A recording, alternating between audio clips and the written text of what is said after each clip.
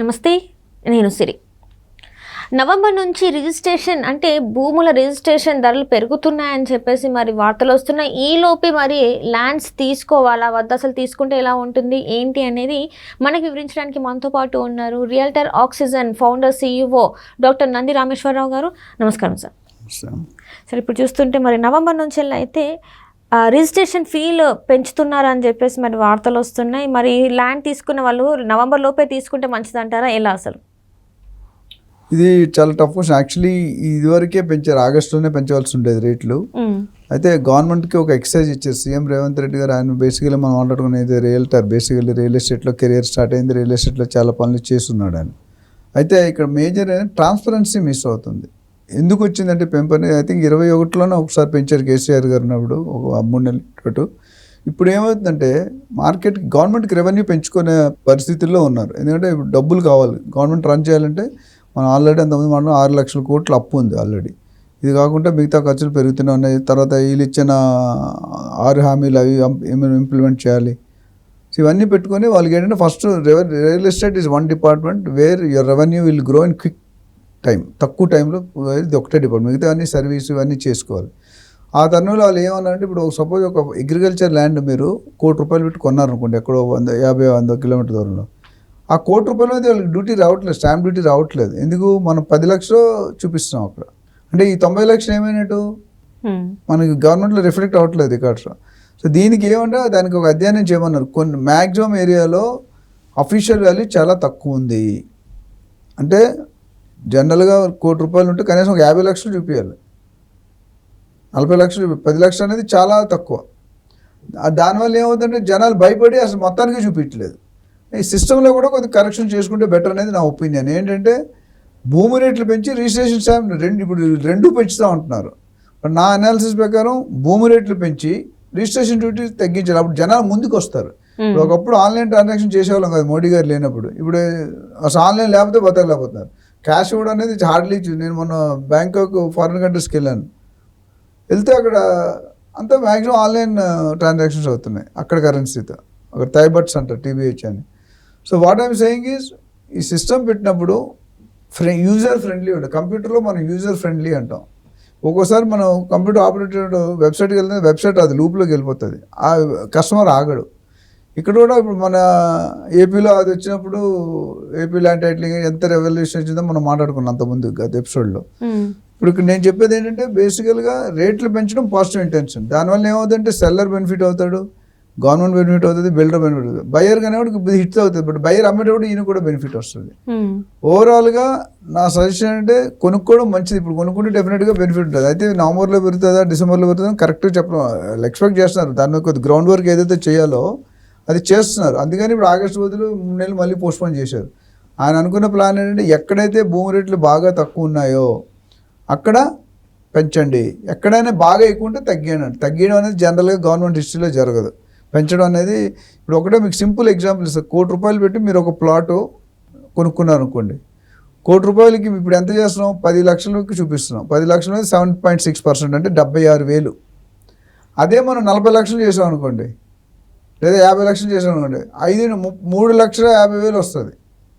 76,000 బదులు ఎంత వస్తుంది? 3,50,000. అంటే గవర్నమెంట్ ఒక ట్రాన్సాక్షన్ మీద లక్షల్లో తేడా వస్తుంది. మనకు 1000 ట్రాన్సాక్షన్ అవుతుంది. ఆ 1000 ట్రాన్సాక్షన్ ఎంత తేడా వస్తుంది? సో అంత రెవెన్యూ జనరేట్ అవుతుంది అని ట్రాన్స్పరెన్సీ పెరుగుతుంది. ఇప్పుడు ఏంటంటే 1:10 ఉంది, 1:5, 1:10, 1:5 కూడా 1:10, 1:15 ఉంది. ఆ వ్యత్యాసాన్ని అనేది తగ్గించడానికి ట్రై చేస్తున్నారు.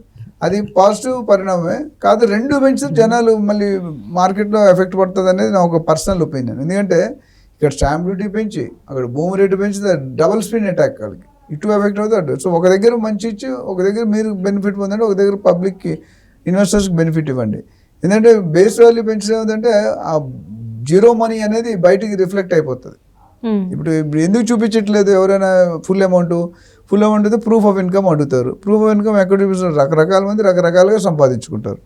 సీఎం గారే చెప్పారు ఎలక్షన్ టైంలో ఎందుకు బిజినెస్ తగ్గుతుంది రియల్ ఎస్టేట్ అంటే క్యాష్ మూవ్మెంట్ ఉంటుంది. ఎక్కడైతే చెకింగ్స్ ఉంటాయి, పోలీసు వాడు పట్టుకుంటే అడగాలి. ఇప్పుడు 50 లక్షలు క్యాష్ ఉందంటే ఎక్కడ మనిషికి 50,000 కంటే ఎక్కువ ఉండకూడదు దగ్గర. 10 లక్షలు 20 లక్షలు ఉన్నదంటే క్వశ్చన్స్ అడుగుతారు. దానికి భయపడి మొత్తానికి చెప్పట్లేదు. అదే కొద్ది సిస్టమ్ ఓపెన్ చేసి ప్రొఫెషనల్గా ట్రాన్స్పరెంట్గా క్లియర్గా పెడితే మీరు ఇది ఇక్కడ పెంచుతాం ఇక్కడ తగ్గిస్తాం మీకు కూడా సపోర్ట్ ఉంటుంది బెనిఫిట్ ఉంటుంది మనం మొత్తం చూపండి. ఏంటంటే 10 లక్షలు 50 లక్షలు చూస్తే 3 లక్షలు తేడా వస్తుంది, 3 లక్షలు 2.5 లక్షలు తేడా వస్తుంది. అది చాలా పెద్ద ఇన్కమ్, కొన్ని వేల కోట్లు అయిపోతుంది అది. సో ఓవరాల్గా రేట్లు పెరగడానికి మంచిది కానీ బట్ ఆర్చిది నాకు తెలిసి మినిమం 15 to 20% అయితే పెంచుతారు. కొన్నాటి ఇంకొద్ది ఎక్కువనే పెరగదు. నేను మినిమం బెంచ్ మార్క్ నాకున్న ఇన్ఫర్మేషన్ ఇన్నర్ సోర్సెస్ ద్వారా మనం చూసుకుంటే డెఫినెట్గా 15 to 20% అనేది ఖచ్చితంగా. ఇప్పుడు ₹1,00,00,000 ఇప్పుడు ఏదైతే కొంటామో అది 1,20,00,000 కొంటాం మనం ఓకే ముందు రానున్న రోజుల్లో. సో ఎవరైనా డబ్బులు ఉండి స్పేర్ మనీ ఉండి బ్యాంకులో పెట్టుకునే బదులు లేకపోతే మీ దగ్గర పెట్టుకునే బదులు ఇంట్లో పెట్టుకుంటే ఏం రాదు, థ్రెట్ ఉంటుంది, ఎప్పుడేమవుతుంది ఎవరేముంటుంది. అదే బ్యాంకులో పెట్టుకుంటే మినిమం 7%, 7.5 వస్తుంది. బట్ రియల్ ఎస్టేట్లో పెడితే పెట్టేది అక్కడ మంచి కండిషన్ ఏంటంటే మీరు రియల్ ఎస్టేట్లో పెట్టండి, బట్ పెట్టేటప్పుడు ప్రాపర్టీ క్లారిటీ తీసుకోండి, title clear, EC, legal opinion, ఏ జోన్లో ఉంది, గవర్నమెంట్ పర్మిషన్ ఉందా లేదా, ఇవన్నీ కూడా చూసుకొని ఒక ఏజెంట్ పెట్టుకోండి. ఏజెంట్ మీకు సాయం చేస్తాడు, మీకు హెల్ప్ చేస్తాడు. ప్లస్ కంపల్సరీ డెవలపర్ తాలూకా ఎండి కానీ డైరెక్టర్ కానీ ఎవరైతే ఆన్ బోర్డ్ ఉంటారో, ఈ సేల్స్ డైరెక్టర్స్ అవి కాదండి, మీరు ఏజెంట్ వెళ్ళండి. సేల్స్ చాలామంది సేల్స్ పీపుల్ ఎండీని కలవనివ్వరు, కానీ మీరు కలవాలి. మీరు ఆ సేల్స్ మేనేజర్ లేదా ఏజెంట్ ద్వారానే వెళ్ళండి. ఆ ఏజెంట్కి అన్యాయం చేయమని చెప్పట్లేదు. బట్ నేను అనేది ఏంటంటే ఏజెంట్ చెక్ చేస్తున్నాడు, బిల్డర్ చెక్, మీ అంతా మీరు చెక్ చేసుకోండి. లీగల్ ఒపీనియన్ అనేది మీ లాయర్ తెప్పించుకోండి, బిల్డర్ ఒపీనియన్ మీద వెళ్ళొద్దు. మీ లాయర్ని మీరు అపాయింట్ చేసుకొని 5,000 10,000 తీసుకుంటారు, ఫీజు ఇవ్వండి, ఆ ఒపీనియన్ చేయండి. బ్యాంకును ఈ లాయర్ కూడా ఎవరంటే బ్యాంక్ ఆథరైజ్ లాయర్స్ ఉంటారు, నేషనల్ బ్యాంక్, ఎస్బీఐ కానీ గవర్నమెంట్ బ్యాంక్స్ చాలా ఉన్నాయి కదా, వీళ్ళకి ప్యానెల్లో లాయర్స్ ఉంటారు. ఆ లాయర్స్ దగ్గరికి వెళ్తే రిపోర్ట్ రాస్తే కరెక్ట్ ఉంటుంది. ప్రైవేట్ బ్యాంకులు కొద్దిగా వీలైనంత వరకు అవాయిడ్ చేయండి. కొన్ని 1-2 బ్యాంకులు మంచుకున్నాను, కొన్ని ప్రైవేట్ బ్యాంకులు కొద్ది మ్యానిపులేట్ చేసే అవకాశం ఉంది. ఇక్కడ ఏంటంటే గవర్నమెంట్ బ్యాంకులు కూడా 90% చేయవు, 5-10% అంటే ఎప్పుడు మన 100% పర్ఫెక్ట్ ఉండదు.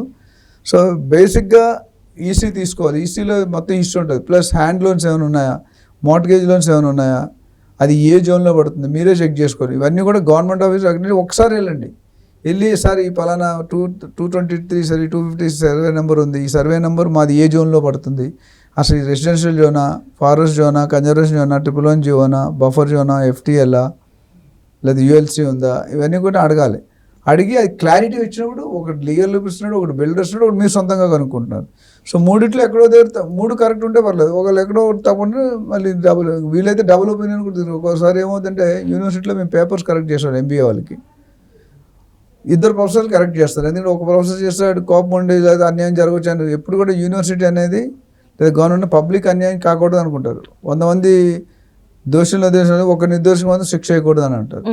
ఇక్కడ ఏంటంటే 2 ప్రొఫెసర్లు కలిపి ఒకటి నుంచి 100కి 40 ఇచ్చాడు, ఒక 100కి 70 ఇచ్చాడంటే అంత డిఫరెంట్. 3వ ప్రొఫెసర్ వస్తాడు, 3వ ప్రొఫెసర్ ఆయన ఇచ్చింది యావరేజ్ తీసుకుంటారు, 1, 2, 3 యావరేజ్ తీసుకుని స్టూడెంట్కి అన్యాయం కాదు. అట్లా ఇక్కడ కూడా మనకి ఏదైనా డిఫరెన్స్ ఆఫ్ ఒపీనియన్ లాయర్ది బిల్డర్ మారింది అనుకోండి, 3వ ఒపీనియన్ తీసుకోండి. మీరు ₹1,00,00,000 2 కోట్లు పెట్టుకున్నప్పుడు ఒక 5,000 10,000 కోసం ఆలోచన చేయొద్దు. అండ్ కంపల్సరీ ఖచ్చితంగా professional real estate agent appoint చేసుకుంటే ఎంతైనా 100కి 100% నేను సజెస్ట్ చేస్తాను. Right sir, right. Thank you so much sir.